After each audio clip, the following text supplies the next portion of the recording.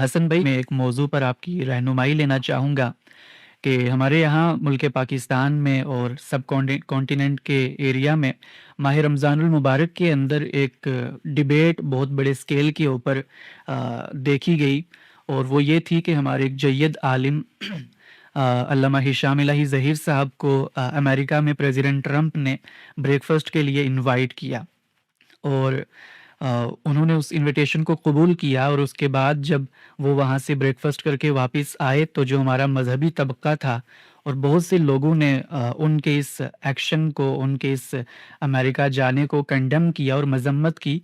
और ये कहा, और उस मजम्मत का जो बुनियाद थी वो ये थी कि आप एक ऐसे शख्स के साथ कैसे नाश्ता कर सकते हैं या फिर उसकी नाश्ते की दावत को कबूल कर सकते हैं जिस पर ये इल्ज़ाम हो कि वो एक अग्रेसर को सपोर्ट कर रहा है, जो कि मासूम बच्चों को फ़िलिस्तीन के अंदर कत्ल कर रहा है। तो उस पर उन्होंने बेसिकली जवाब भी दिया कि मैं इस्लाम का मुकद्दिमा बयान करने के लिए गया था। फिर आगे से ये मुतालबा हुआ कि बताएं कि कौन सा इस्लाम का मुकद्दिमा आप वहाँ पर बयान करके आए हैं। वो सब चीज़ें आपकी नज़रों से हो सकता है कि गुज़री हों। उस वक़्त मैंने ये सवाल इस वजह से नहीं किया क्योंकि हम कहीं कंट्रोवर्सी के अंदर शामिल ना हो जाएँ। लेकिन आज मैं इल्मी तौर पर आपसे ये जानना चाहता हूँ कि क्या एक आलिम का इस तरह से किसी वर्ल्ड लीडर के साथ उसकी दावत को कबूल कर नाश्ता करने के लिए जाना, इसकी इस्लाम के अंदर क्या अहमियत है?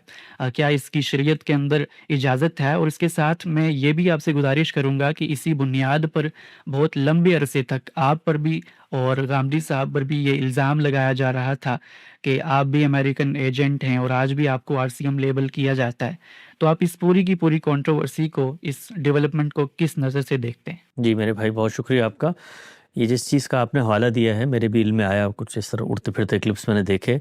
मैं इसको बिल्कुल लग़वियत पे मबनी प्रोपेगेंडा समझता हूँ कि किसी साहिब इल्म के बारे में इस तरह की आप बात करें कि वो फ़लाँ की दावत में चले गए या फ़लाँ के साथ बैठ के खाना खा लिया, तो इसके नतीजे में वो मिसाल के तौर पे इस्तेमार के हामी हो गए, या जो इक़दामात अमेरिका करता है अपनी फ़ॉरेन पॉलिसी में उसकी उन्होंने हिमायत का ऐलान कर दिया, और ये उसकी तायीद का इज़हार है कि आप किसी जगह पर उस कम्युनिटी के साथ बैठ गए जो यहाँ पर इक़्तिदार की राहदारियों में बैठी हुई है। ये बिल्कुल लग़वियत पे मबनी बचकाना नौइयत के एतराज़ात हैं। और जिस दुनिया में हम जीते हैं हमें उसको समझना चाहिए। यानी इस दुनिया में सिर्फ हम तो नहीं हैं, हमसे बहुत सारे मुख्तलिफ़ नज़रियात के लोग भी पाए जाते होंगे। अच्छा, अगर वो लोग पाए जाते हैं तो एक उनकी नज़रियाती हैसियत है, एक उनकी समाजी और उर्फ़ी हैसियत है, और एक उनकी मनसबी हैसियत है। उस मनसबी हैसियत में वो जीते हैं। अगर वो इक़्तिदार में हैं तो वो फ़ैसले करते हैं। उनके यहाँ कुछ रस्म व रिवाज हैं, कुछ तक़रीबात हैं, उसमें वो लोगों को मदऊ करते हैं। जब कोई तक़रीब में आपको मदऊ किया जाता है तो इसका हरगिज़ ये मतलब नहीं होता कि आप किसी तक़रीब में गए हैं तो जो वहाँ पर मेज़बान है उसके जो नज़रियात हैं, जो इक़दामात हैं, आप उसकी तायीद और नुसरत का ऐलान कर रहे हैं।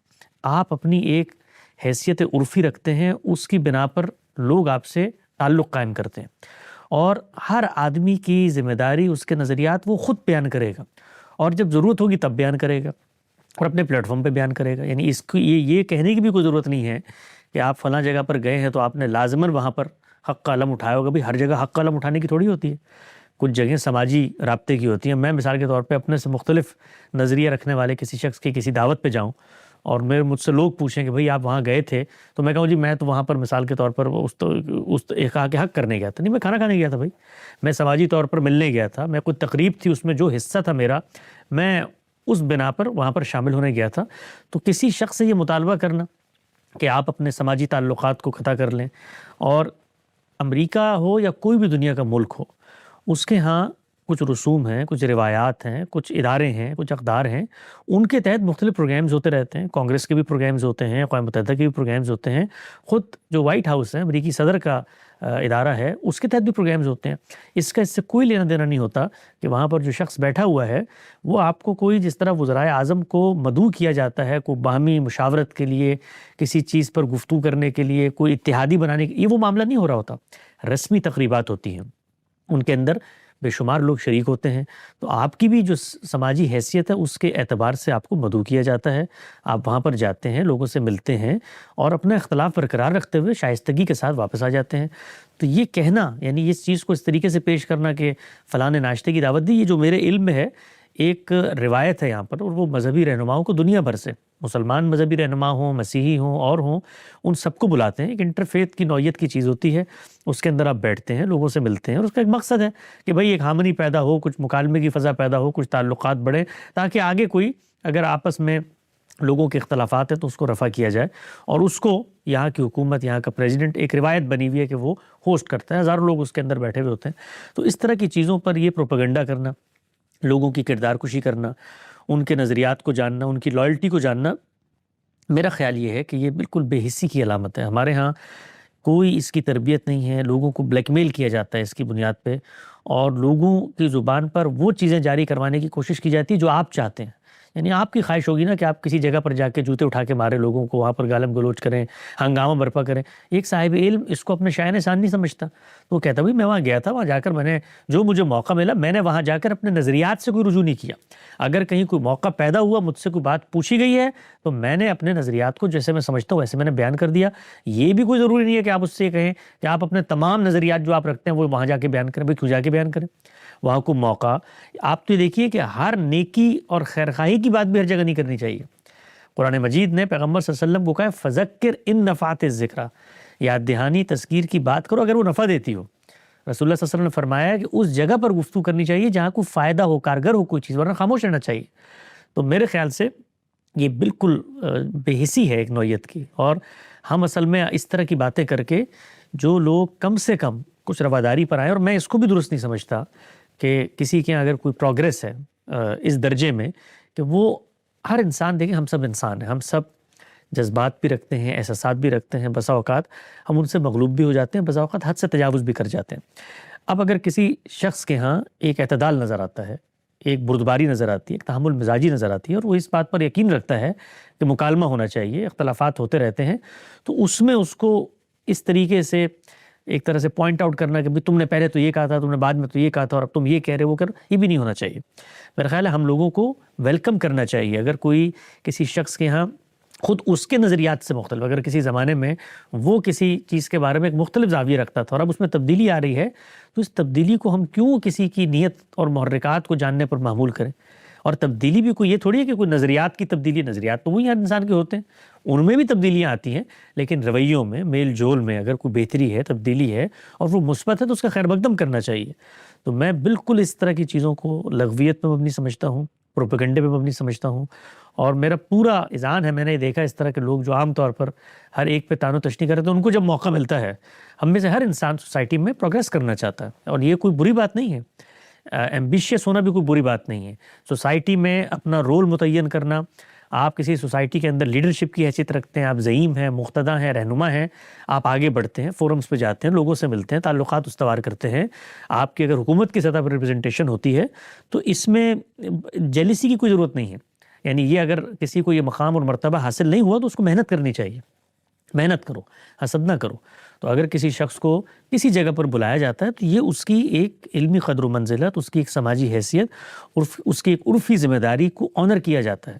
اور اگر آپ کے ہاں سے کوئی شخص جاتا ہے، کسی بھی جگہ پہ جاتا ہے، تو یہ آپ کے لیے باعث تہنیت اور باعث مسرت ہونا چاہیے کہ بھئی آپ کی قوم کا ایک فرد ہے، اس کو اس طریقے سے ایک اعزاز دیا گیا ہے، اس کو اس کی حوصلہ افزائی کی گئی ہے، اس کی عزت افزائی کی گئی ہے، اس کو ریاست کی سطح پر مدعو کیا گیا ہے کسی پروگرام میں. اور دنیا بھر میں ہوتے رہتے ہیں پروگرام، پاکستان میں بھی ہوتے ہیں، باقی ممالک میں بھی ہوتے ہیں، اور یہ روٹین کی چیزیں ہوتی ہیں. تو ان کو ایک بنیاد بنا کر کہ فلاں آدمی فلاں کے ساتھ ناشتہ کر رہا تھا اور اس نے غزہ کے مسلمانوں کو یہ نہیں کہ بھئی وہ الگ معاملات ہیں. فورن پالیسی کیسے طے ہوتی ہے اس کے اندر، وہ تو اس کے اندر تو یہاں کے خود امریکی عوام اس طرح سے شریک نہیں ہوتے، چاہے جائے کہ وہ پاکستان کے شہری اٹھ کے آ کے یہاں پر امریکی صدر پہ اثر انداز ہو کے اس سے فیصلے تبدیل کرا لے. یعنی خود ہم لوگ جو پاکستان میں بیٹھے ہیں، ابھی پاکستان نے افغانستان پہ حملہ کیا ہے، کیا پاکستانی شہریوں کی مشاورت سے کیا؟ تو ابھی جتنے لوگ بیٹھے ہیں، کل کسی پاکستانی کی تقریب میں جائیں تو آپ کہیں تم نے وہاں پر کیوں نہیں مقدمہ اٹھایا؟ تو کچھ تھوڑا سا میرا خیال ہے وقت ہے کہ آگے بڑھ کے سنجیدگی سے ان چیزوں کو دیکھنا چاہیے. جو بائیلیٹرل ایشوز ہیں، جو نظریات کا اختلاف ہے، اس کو پیش کریں، اس میں کوئی حرج کی بات نہیں ہے. ببانگ دھول پیش کریں، ڈنکی کی چوٹ پہ پیش کریں، جو آپ کا اسلوب ہے اس طرح سے آپ پیش کرنا چاہتے ہیں. لیکن کسی سے یہ مطالبہ کرنا کہ تم نے اس موقع پر یہ کام کیوں نہیں کیا، یہ بالکل جہالت پہ مبنی، لغویت پہ. میرے پاس اس سے چھوٹے الفاظ نہیں، عام طور پہ میں یہ الفاظ استعمال نہیں کرتا، لیکن یہ اتنے لغویت پہ مبنی ہے کہ اس کا مطلب اس پہ گفتگو کرتے ہوئے مجھے شرم آتی ہے. یہ کوئی سوال ہے، یہ کوئی مطالبہ ہے کہ بھئی فلاں جگہ پر آپ کسی سے کیوں ملے؟ کہ ملنا جلنا اسلام میں ممنوع ہے. ساتھ آپ صلی اللہ علیہ وسلم جو ہے وہ مکہ میں رہتے تھے کہ ان کی مشرکین سے ملاقات نہیں ہوتی تھی, قریش کے سرداروں سے نہیں ملتے جلتے تھے. تو یہ جو ملنا جلنا ہے, اس سے کیسے کبھی یہ ہوتا ہے کہ جی آپ کے نظریات پانی میں بہہ گئے. اور میں یہ دیکھتا ہوں عام طور پہ, اچھا اب آپ یہ دیکھیے, یہ بھی ہوتا ہے آج کل بہت, آپ پبلک کے فگر ہیں, مطلب کوئی آپ جاتے ہیں, کوئی آدمی آپ کے ساتھ تصویر کھینچواتا ہے, کوئی آپ سے ہاتھ ملاتا ہے, کسی تقریب میں جاتے ہیں کوئی معانقہ ہو جاتا ہے, اس کو تصویر کھینچ کے پروپیگنڈے کی بنیاد بنا کر کے یہ آدمی تو فلاں کا ایجنٹ ہے, فلاں کے ساتھ اس کے روابط ہیں, فلاں کے ساتھ تعلقات ہیں. آپ دیکھیے کچھ عرصہ پہلے مجھے بڑی حیرانی ہوتی ہے, بالخصوص مذہبی طبقات پر. کچھ عرصہ پہلے, آج سے میرا خیال ہے 6-7 سال پہلے کی بات ہوگی, ہم کینیڈا میں تھے, مجھ سے رابطہ کیا کچھ لوگوں نے کہ ہم ملنے آنا چاہتے ہیں. اور میں نے ویلکم کیا, گاندھی صاحب بھی وہاں پر تھے, وہ ملنے آئے. تو آنے کے بعد جس طرح لوگ ملتے ہیں, ہزاروں لوگ ملتے ہیں, ان کو وہاں بٹھایا ہم نے, عزت افزائی کی. تو بیٹھنے کے بعد انہوں نے گفتگو کی, اور گفتگو کر کے ایک تصویر ہمارے ساتھ کھینچی, اور تصویر کھینچ کے وہ انہوں نے فیس بک پہ لگا دی. آپ یقین جانیں چند گھنٹے میں نے یوٹیوب پر, فیس بک پر ایک ایسا طوفان بدتمیزی دیکھا. اور وہ کن لوگوں کی جانب سے تھا؟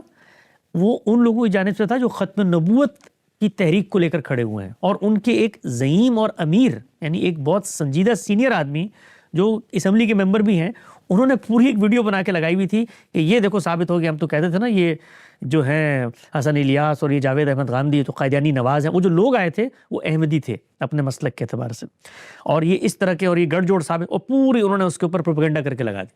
اچھا جب لگا دی تو وہ جو لوگ آئے تھے وہ ہمارے ساتھ بیٹھے, تو انہوں نے گفتگو کی غامدی صاحب, کوئی طے شدہ گفتگو نہیں تھی, ویسے ہی جنرل گفتگو. وہ کرتے کرتے کچھ 1.25 گھنٹہ 1.5 گھنٹے کی گفتگو ہوئی ختم نبوت ہی کے موضوع پہ. اس کو ان لوگوں نے ریکارڈ کیا, وہ جو آئے تھے, ہم نے بھی ریکارڈ نہیں کیا, اور ریکارڈ کر کے انہوں نے ڈال دیا اپنے کسی دعوتی پس منظر میں. جب وہ دنیا کے سامنے آئی وہ چیز, آج آپ دیکھیں اس کو لاکھوں لوگوں نے دیکھا ہے, اور لوگوں نے کہا کہ ختم نبوت کا مقدمہ ان حضرات کے ساتھ اس استدلال, اس پرجوش انداز میں شاید ہی کسی صاحب علم نے کبھی رکھا ہو, شاید ہی کبھی رکھا ہو. آپ اس کو دیکھ لیں, یوٹیوب پہ موجود ہے جو لوگ دیکھنا چاہتے ہیں. تو درون خانہ کیا ہو رہا تھا, یعنی ہمارے پاس ایک آدمی آتا ہے, ایک نظریہ پیش کرتا ہے, میں اس سے گفتگو کرتا ہوں, اور وہ اللہ سامنے لے آیا کسی طریقے سے. تو جب سامنے لے آیا تو آپ سوچیں کہ میرے ایک جاننے والے تھے, میں نے کہا ذرا ان کو یہ آپ بھجوائیں کہ یہ پروپیگنڈا کر رہے ہیں کہ ہم جو ہیں وہ احمدی نظریات کے حامی ہیں, یہ دیکھیے یہ گفتگو اندر ہوئی ہے تو اللہ نے باہر نکال دی. تو اگر یہ اس کی بنیاد پر ہم پر اس طرح کی تہمتیں دھرتے رہتے تو اللہ کو کیا منہ دکھاتے؟ تو کون سا صاحب علم کہاں جاتا ہے, کس سے کیا بات کرتا ہے, اس سے کیا انٹریکشن ہوتا ہے, وہ ہر چیز تو دنیا کے سامنے نہیں لا سکتا. تو اس طریقے سے ادنا مماثلتیں تلاش کر کے فلاں آدمی اب امریکہ جو ہے, یہ امریکہ جانا کوئی مثال کے طور پہ عذاب ہے, کوئی قہر ہے. یہ آپ کے سربراہان مملکت جب آ کر انہی اداروں سے مالی امداد لے کر جاتے ہیں, اور پاکستان میں آپ کو سبسڈیاں ملتی ہیں, گندم ملتی ہے, وہاں پر تو کبھی نہیں اعتراض یہ امریکہ کی IMF کی امداد ہے, ہم تو آج کھانے سے, آج ہم پیٹرول نہیں لیتے, آج ہم چاول نہیں. کیا پاگل پنا ہے, کیا بیوقوفی ہے. اس ملک کے اندر لاکھوں کی تعداد میں مسلمان رہتے ہیں, بستے ہیں, یا ان کی مساجد ہیں, مدارس ہیں, ان کی زندگی چل رہی ہے, ایک نظم و نسق ہے. اس طرح یورپ کے ملکوں میں آپ دیکھیں, جرمنی میں دیکھیں, فرانس میں دیکھیں, اٹلی میں دیکھیں, اسپین میں دیکھیں, UK میں دیکھیں, یعنی کروڑوں کی تعداد میں مسلمان رہتے ہیں. تو کسی ملک کا سفر کرنا, یا وہاں کا ویزا حاصل کرنا, یا وہاں جا کے مسلمانوں کے ساتھ ملنا, یا وہاں پر کوئی تنظیم سازی کرنا, یا وہاں پر کوئی مذہبی اجتماعات کرنا, یہ کوئی مثال کے طور پر اپنے ایمان کو فروخت کرنے کے مترادف ہے. تو میں صرف یہ عرض کرتا ہوں کہ اس طرح کی چیزوں کو بالکل ردی کی ٹوکری میں پھینک دینا چاہیے, ان کی کوئی حیثیت نہیں ہوتی. اور جو لوگ اس طرح کی باتیں کرتے ہیں, آپ یقین جانیں, میں نے تو اپنی زندگی میں مکافات عمل دیکھا ہے, جس وقت ان کو موقع ملتا ہے تو اس سے آگے بڑھ کے وہ اقدامات کرتے ہیں, اور جب ان سے وضاحت طلب کی جائے تو پھر ایک بالکل دوسری رویے کی تقریر شروع کر دیتے ہیں کہ ہم نے تو مثال کے طور پہ یہ کرنے گئے تھے, ہم تو جہاد کرنے گئے تھے. تو سماجی چیزیں, رابطے, یہ ہمارے مذہبی ذہن کو خاص طور پہ سمجھنا چاہیے, اور خود ان لوگوں کو بھی جن کے یہاں پروگریس ہو رہی ہے کہ وہ دوسروں کو بھی اسی نظر سے دیکھیں. جب اپنے اوپر آتی ہے تو انسان کو احساس ہوتا ہے ہم کتنی زیادتیاں کر جاتے ہیں کبھی کبھی, خود وہ بھی معرض امتحان میں, ہر انسان دنیا میں معرض امتحان میں ہے. تو ہم سب کو سوچنا چاہیے, ان کا بھی امتحان ہے کہ بھئی اگر میں نے مثال کے طور پر اس طریقے سے خود کبھی کیا اور لوگ ابھی میرے سامنے یہ کام کر رہے ہیں, تو اس کے بارے میں بھی مجھے رجوع کرنے میں کوئی شرمندگی نہیں ہونی چاہیے.